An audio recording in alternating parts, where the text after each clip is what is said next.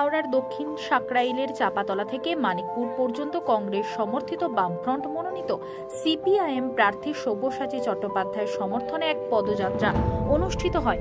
ওই পদযাত্রায় উপস্থিত ছিলেন সিপিআইএম পলিট ব্যুরো সদস্য তথা পশ্চিমবঙ্গ রাজ্য কমিটির সম্পাদক মোহাম্মদ সেলিম, সিপিআইএম হাওড়া জেলা কমিটির সম্পাদক দিলীপ ঘোষ, হাওড়া জেলা কংগ্রেসের সভাপতি পলাশ ভান্ডারী সহ বাম এবং কংগ্রেসের যৌথ নেতৃত্ব।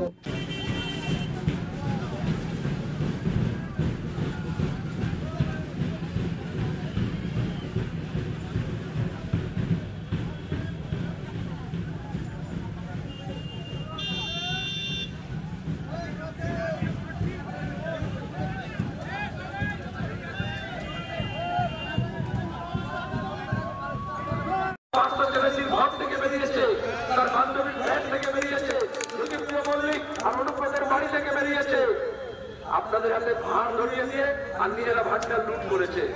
সেই লুট বন্ধ করে যারা যা পাচ্ছে তা দ্বিগুণ পাবে, আর যারা পায়নি তেলা মাথায় তেল দিয়েছে, রুক্ষ সূক্ষ্ম মাথায় তেল পড়েনি। সেই সব জায়গায় যাতে শুকনো মাথায় তেল পড়ে, তার জন্য বাম এবং কংগ্রেস আমরা একসঙ্গে হয়েছি।